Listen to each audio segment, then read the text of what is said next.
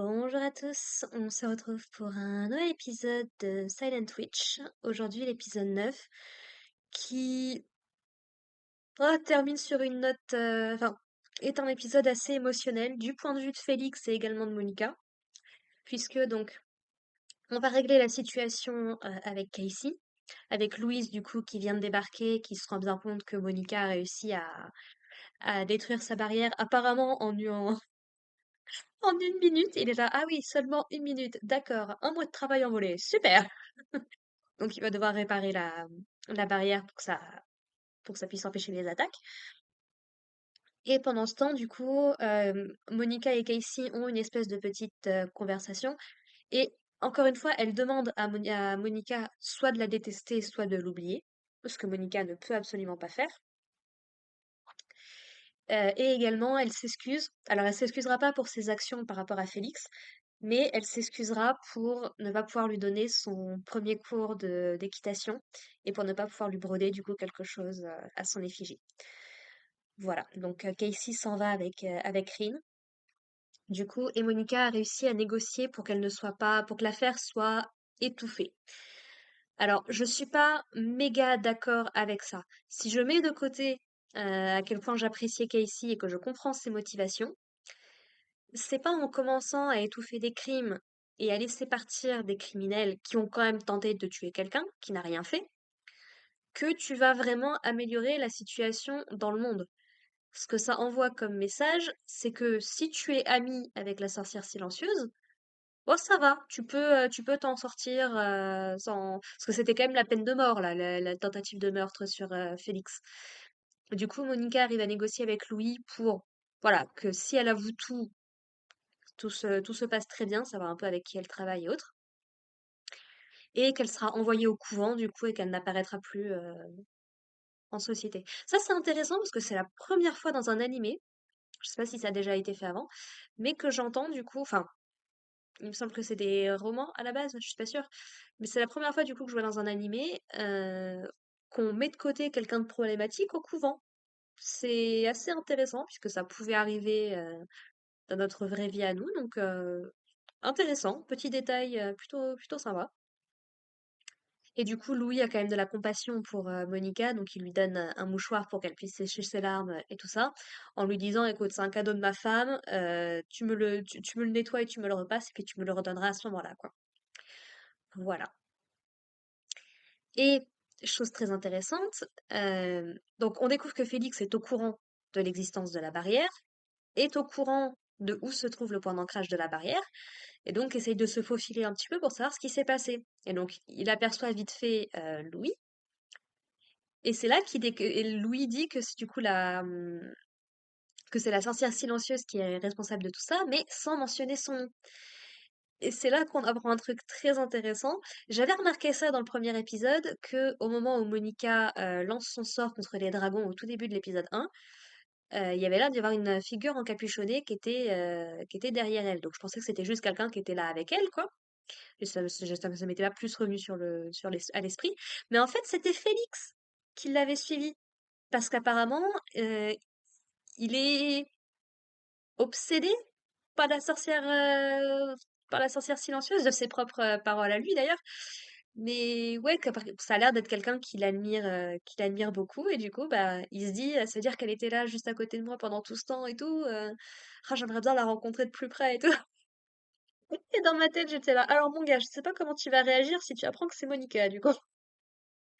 Mais voilà. Donc, Ça- ça- cet épisode m'a rappelé que Félix et Monica sont actuellement mon goal ship. C'est-à-dire que je veux qu'ils finissent ensemble, ils sont juste trop mignons tous les deux. Donc du coup, Monica va être assez déprimée pendant le reste, une bonne partie de l'épisode, du coup, parce que bah, elle ne peut parler à personne de ce qui s'est passé. Tout ce que les gens savent, c'est que Casey a dû retourner en précipitation chez elle, et Lana qui lui dit, oh, on est quand même amis, elle aurait pu nous le dire, machin et tout. Et du coup, Monica ne peut rien dire à personne et ça lui fait énormément de mal, du coup.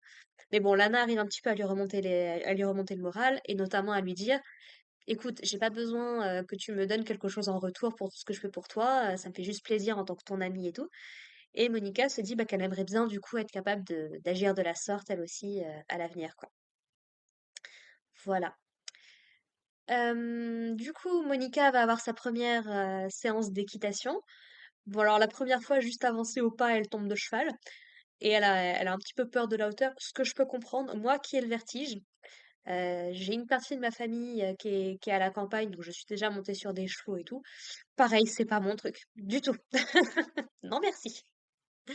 Mais ouais, du coup, elle galère un petit peu. Et en fait, du coup, bah, il y a le prince Félix qui apparemment s'entraîne à l'équitation lui aussi.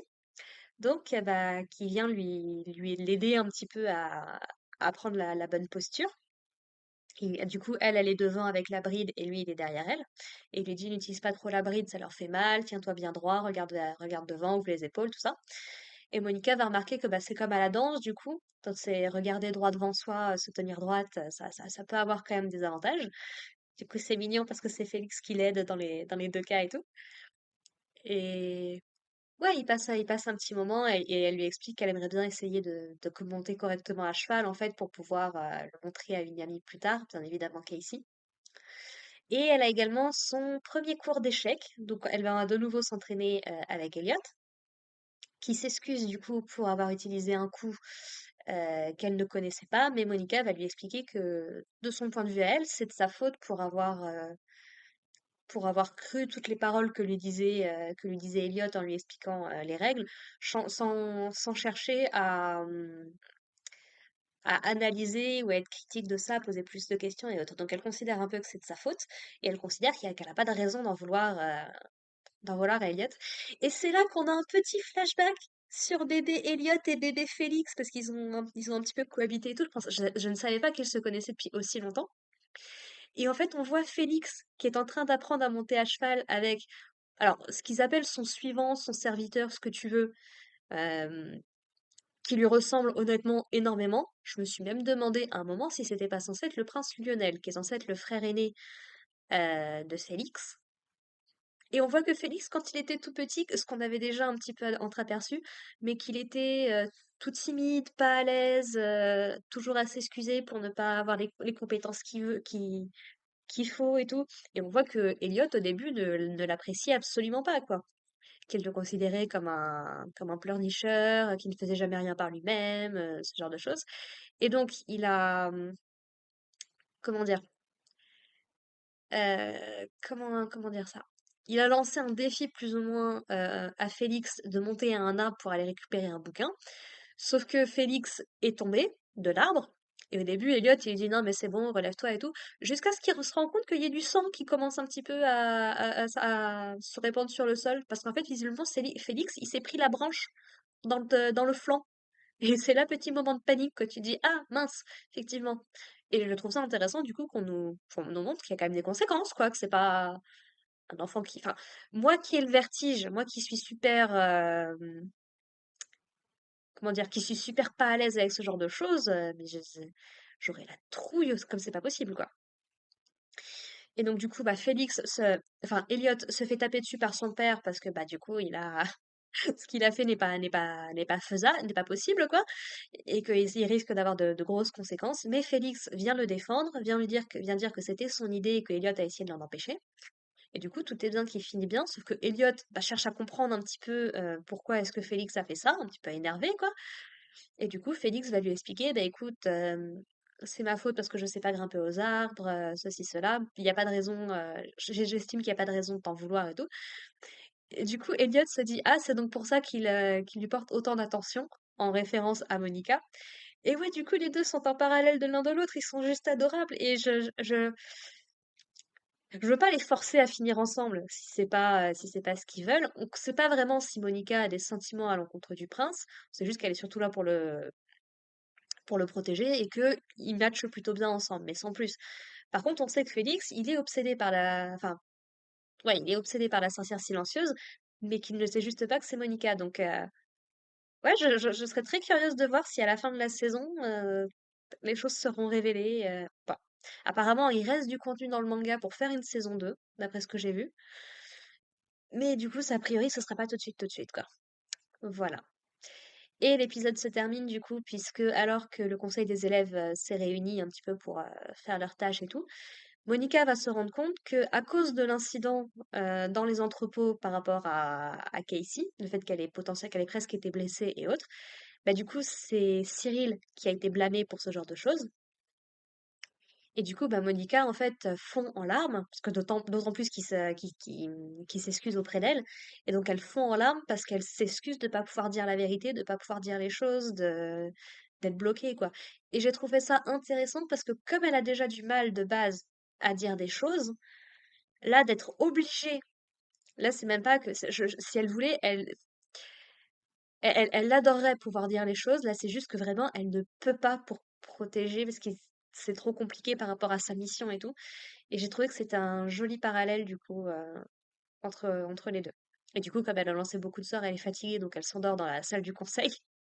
Du coup, t'as Cyril, il appelle sa sœur en lui disant, bah écoute, on peut pas vraiment rentrer dans le dortoir des filles, donc tu peux la raccompagner, s'il te plaît. Et au début, Claudia, elle est en mode, non, non, je suis pas intéressée. Mais Lille lui demande, et là, elle est tout de suite, oui, y a pas de souci, on est amis, je vais la raccompagner. Donc, ouais, franchement, un très très bon épisode qui approfondit un peu plus la relation, la dynamique Félix-Monica. Et franchement, ils sont juste adorables. Et j'espère que Félix aura un bon avenir qui l'attend quand même. Et apparemment, il veut vraiment devenir roi, il a un objectif et tout. Donc, ouais, très curieuse de voir ce que ça va donner. Sur ce, bah écoutez, on se retrouve la semaine prochaine pour parler de l'épisode 10. N'hésitez pas à me dire ce que vous en avez pensé dans les commentaires. Et puis en attendant, bah écoutez, portez-vous bien, prenez soin de vous, prenez soin de vos proches, et puis à la prochaine. Allez, bye les gens!